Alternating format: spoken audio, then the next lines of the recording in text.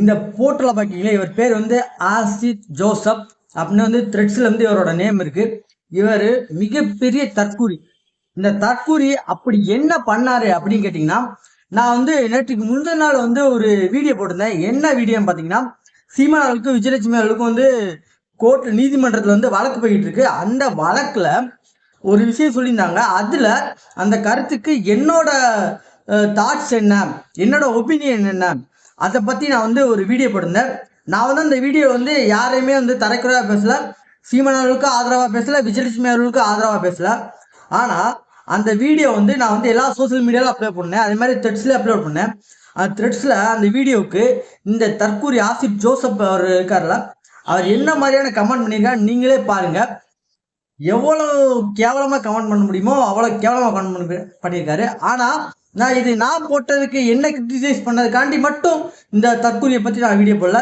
இவர் பண்ண எல்லா ரிப்ளைக்கும் மற்றவங்களுக்குலாம் ரிப்ளை பண்ணியிருப்பாங்களா, அதையும் காமிக்கிறேன், அதையும் பாருங்கள். எல்லாத்தையும் எவ்வளோ கொச்சையாக பேச முடியுமோ அவ்வளோ கொச்சையாக வந்து எல்லாத்தையும் கமெண்ட் பண்ணியிருக்காரு. ஆனால் இந்த தற்கூரி மாதிரி நிறையா தற்கூரிகள் வந்து இன்னும் சுற்றிக்கிட்டு தான் இருக்கிறாங்க. அதுக்காண்டி தான் நான் இந்த வீடியோ போடுறேன். ஏன்னா வந்து நம்ம வந்து ஒரு கருத்து சொல்கிறோன்னா அதுக்கு ஒரு எதிர்கருத்து வந்து சொல்கிறதுக்கு வந்து எல்லாத்துக்குமே ரைட்ஸ் இருக்குது.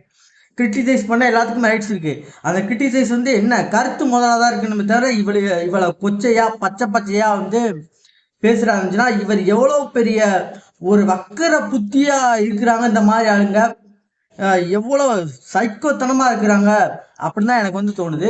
இந்த சைக்கோ மாதிரி ஆளுங்கெல்லாம் வந்து அவங்களும் வந்து அவங்கள நெகட்டிவிட்டாக இருப்பாங்க. யாராட்டும் ஒருத்தவங்க முன்னேறி நினைச்சாங்க அவங்களையும் நெகட்டிவிட்டியை பரப்பி அவங்களே வந்து க்ளோஸ் பண்ணுறதா இந்த மாதிரி ஆளுங்க. இதை தடுக்கிறக்காண்டி தான் இந்த வீடியோ முழுக்க வந்து நான் வந்து பேசுகிறேன். இதை பற்றின உங்களுடைய கருத்து என்ன மக்களே? ஏன்னா எல்லார் வாழ்க்கையிலுமே இந்த மாதிரி வந்து ஒரு தற்கூரிய ஒரு சைக்கோ ஆளுங்க வந்து கட்டாயமாக வந்து நம்ம வாழ்க்கையில் வந்திருப்பாங்க. அதை நம்ம வந்து எப்படி இக்னோர் பண்ணணும், அதை வந்து எல்லாரும் யோசிச்சு பண்ணணும். இந்த மாதிரி வக்கர புத்தியான ஆளுங்க, ஏன்னா ஃபேமிலியை பற்றி எவ்வளோ தரைக்குறையாக பேசுனா அவருக்கு ஒரு ஃபேமிலி இருக்கும், அதெல்லாம் வந்து யோசிச்சு பார்க்காம மற்றவங்க ஃபேமிலியை பற்றி எவ்வளோ தரைக்குறையாக பேசுகிறோன்னா இவர் மனசில் எவ்வளோ வக்கர புத்தி இருக்கணும், இல்லைன்னா இவர் பெரிய சைக்கோவாக இருக்கணும். இவரால் தான் வந்து இந்த மாதிரி ஆளுங்களால தான் சமுதாயத்தில் வந்து நிறையா குற்றங்கள் வந்து ஏற்படுது.